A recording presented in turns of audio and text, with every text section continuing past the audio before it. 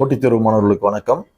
இது குரூப் 4ல களம் எப்படி இருக்கு அப்படின்ற பகுதியினுடைய 3வது பகுதி இப்போ நம்ம பார்க்குறோம்.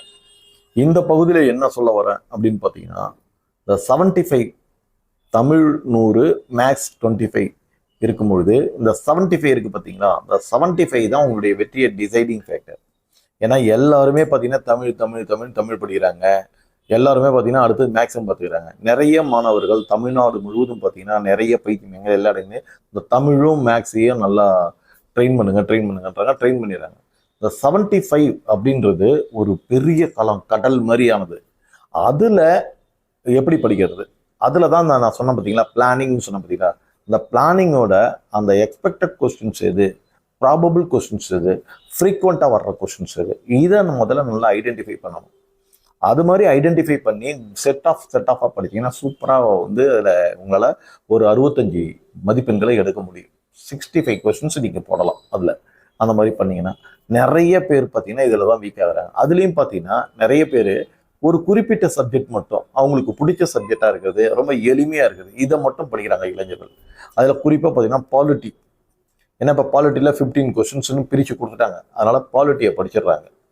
15 கொஸ்டின்ஸ் படிச்சிடுறாங்க. அடுத்தது ஹிஸ்ட்ரி நேஷனல் மூமெண்ட், அதையும் படிச்சிடுறாங்க. அதில் ஒரு 10 கொஸ்டின்ஸ் இருக்குது, இதை படிச்சிடுறாங்க. பார்த்தீங்கன்னா எக்கனாமிக்ஸ் கொடுத்துருக்காங்க. பார்த்தீங்கன்னா எக்கனாமிக்ஸில் கொடுத்துருக்கிறத அந்த எக்கனாமிக்ஸு பார்த்தீங்கன்னா 20 கொஸ்டின்ஸ் அதுக்குள்ளே இருக்குது எக்கனாமிக்ஸில். ஆனால் அதில் பார்த்தீங்கன்னா கிட்டத்தட்ட ஒரு 50% ஆஃப் த ஸ்டூடெண்ட்ஸ் எக்கனாமிக்ஸ்ன்றது ஒரு ட்ரை சப்ஜெக்ட்டு. அதுக்குள்ளே போய் படித்தா புரிதல் இல்லை, புரிய மாட்டுது. அதுலேயும் எஸ்பெஷலி பார்த்தீங்கன்னா தமிழ் மீடியம் மாணவர்கள், தமிழ் வழி மாணவர்களுக்கு இந்த எக்கனாமிக்ஸில் இருக்கக்கூடிய தமிழ் டேர்ம்ஸ்லாம் புரியவே மாட்டுது. உதாரணமாக பார்த்தீங்கன்னா அளிப்பு, தேவை, இந்த மாதிரிலாம் வருது இல்லைங்களா, இந்த டிமாண்டு சப்ளை, இதுக்கான தமிழ் வார்த்தைகள்.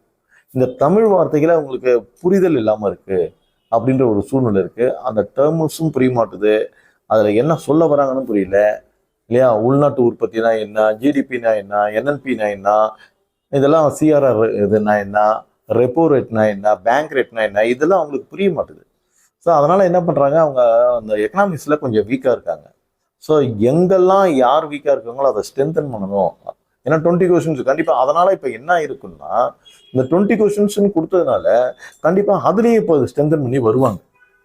அப்போ அந்த இடமும் களம் கொஞ்சம் இப்போ மாறி இருக்கு. லாஸ்ட் குரூப் 4க்கும் இந்த இதுக்கும் களம் மாறி இருக்கு. ஸோ எக்கனாமிக்ஸும் படிக்கிறாங்க. அந்த எக்கனாமிக்ஸ் கூட வரக்கூடிய 9 பழைய இதில் யூனிட் 9ல் இருந்தது, அதையும் சேர்த்துக்கிறாங்க. இதெல்லாம் வச்சுக்கிட்டு ஓரளவுக்கு கொண்டு படிக்க உட்காந்துட்டாங்க. ஸோ அந்த ஏரியாவும் படிக்கிறாங்க.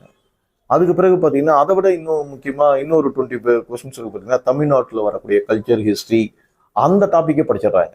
அந்த டாப்பிக்கை கொஞ்சம் இன்ட்ரெஸ்ட் எடுத்து படிச்சிடுறாங்க. ஸோ இந்த மாதிரி லிமிடேஷன் இதில் எக்கனாமிக்ஸை பின்னாடி தள்ளி அதை முன்னாடி போட்டு படிக்கிறாங்க. இந்த மாதிரி ஒரு சில யூனிட்டை ஒமிட் பண்ணிட்டு படிக்கும்பொழுது ரிசல்ட் உங்களுக்கு இழக்கிறதுக்கு ஒரு வாய்ப்பு இருக்குது. இந்த தவறுகளை இந்த வீடியோ பார்க்குறவங்க செய்யாமல் இருந்தீங்கன்னா நல்லது. அதில் குறிப்பாக பார்த்தீங்கன்னா இப்போ இருக்கிற களம் எப்படி இருக்குன்னா, இந்த யூனிட்டுகளை பார்க்குறாங்க. இந்த யூனிட்டுகளை மட்டும் 20 யூனிட் எடுத்துக்கிறாங்க, ஒரு 15 எடுத்துக்கிறாங்க, ஒரு 10 எடுத்துக்கிறாங்க. இன்னும் 2 இருக்குது பார்த்தீங்கன்னா, அந்த சயின்ஸில் ஒரு 5, ஜியாகிரஃபியில் ஒரு 5. அதை பார்த்தீங்கன்னா எல்லாருமே இந்த களத்தில் விட்டாங்க.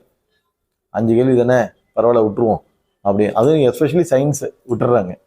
ஸோ அது டிசைடிங்காக நிற்கும். அப்போ நீங்கள் இந்த 10 கேள்வி அதில் 5, 5, 10 விட்டுட்டிங்கன்னா 75க்கு அவுட் ஆஃப் 65ல் தான் நீங்கள் களத்தையே பார்க்குறீங்க. அந்த 65 களத்தில் உங்களுக்கு ஒரு 45 தான் கிடைக்குதுன்னா எப்படி ரிசல்ட் கொடுக்க முடியும்?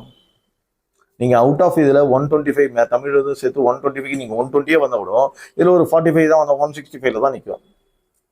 அப்போ பாருங்கள், அந்த கட் ஆஃப் மார்க்குக்கு ஒரு 5 கேள்வி 7 கேள்வியில் நிற்கும். ஸோ அதனால் எல்லா டாப்பிக்குக்கும் இம்பார்ட்டன்ஸ் கொடுத்தா தான் போட்டித் தேர்வில் ஜெயிக்க முடியும். அதனால் இது வேணாம் அது வேணான்னு இருக்கக்கூடாது. இன்ட்ரெஸ்ட் சில இதில் இன்ட்ரெஸ்ட் இல்லாமல் இருக்கும். அந்த ஆர்வத்தை நீங்கள் உருவாக்கணும். அந்த ஆர்வத்தை உருவாக்கி அதுக்கும் டைம் ஒதுக்கி பிளான் பண்ணி படித்தீங்கன்னா நீங்கள் வெற்றி அடைறதுக்கு வாய்ப்பு இருக்குது. இந்த வீடியோ மூலமாக நான் சொல்ல வர்றது என்ன அப்படின்னு பார்த்தீங்கன்னா, நிறைய இடங்களில் ஏழையான மாணவர்கள், அப்பா அம்மா இல்லாத குழந்தைகள், அப்பா இருக்காங்க அம்மா இல்லை, அம்மா இருக்காங்க அப்பா இல்லை, 3 சகோதரிகள் ஒரு ஃபேமிலியில் சொல்கிறாங்க. இப்போ ஒரு லைப்ரரியில் பார்த்தேன், 3 சகோதரிகள்ன்றாங்க, 3 பெண்கள் பிள்ளைகள், அப்பா இல்லை அம்மா மட்டும்தான். அம்மா ஒரு மிகப்பெரிய நோயாளி, படுக்கையாக இருக்காங்க. இந்த 3 பிள்ளைங்களில் 2 பிள்ளைங்க படிக்கிறாங்க சின்ன பிள்ளைங்கள. ஒரு பிள்ளை வெளியில் வேலை செஞ்சுக்கிட்டே இது மாதிரி டிஎன்பிஎஸ்சிக்கும் படிச்சுட்டு இருக்கு. ஸோ இந்த மாதிரியான பிள்ளைகள்லாம் இதில் வெற்றி அடையணும். அவங்களுக்கு வேலை கிடைக்கணும். அப்போ இதன் மூலமாக அவர்களுக்கு வழிபடுத்தணும். இது மாதிரி தமிழகம் முழுவதும் பல இடங்கள்ல இந்த மாதிரி நிறைய பேர், அது ஆண் பிள்ளைகளாக இருந்தாலும் சரி, பெண்களாக இருந்தாலும் சரி, இருக்கிறதுக்கு வாய்ப்புகள் இருக்கு. அதே போல பார்த்தீங்கன்னா ஃபாதர் மதர் இல்லாதது சொல்றேன், அந்த மாதிரி குழந்தைகளும் இருக்காங்க.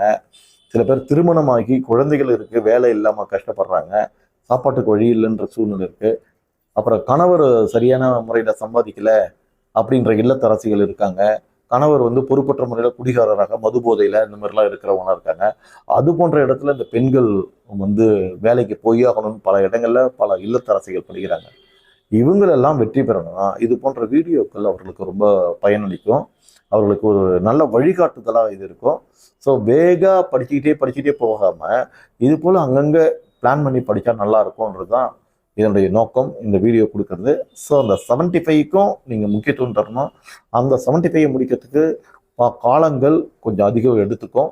அதனால சிஸ்டமேட்டிக்காக ஃபர்ஸ்ட் உங்களுக்கு பிடிச்ச சப்ஜெக்ட்ஸ்லாம் முடிங்க. அதுக்கப்புறம் பிடிக்காத சப்ஜெக்டையும் எப்படியாவது எட்டி பிடிங்க. பிடிக்கலன்னு சொல்லிட்டு விட்டுறக்கூடாது, அதையும் எட்டி பிடிக்க வேண்டும். அப்பொழுதுதான் நீங்க வெற்றியை எட்டி பிடிக்க முடியும். சரியா?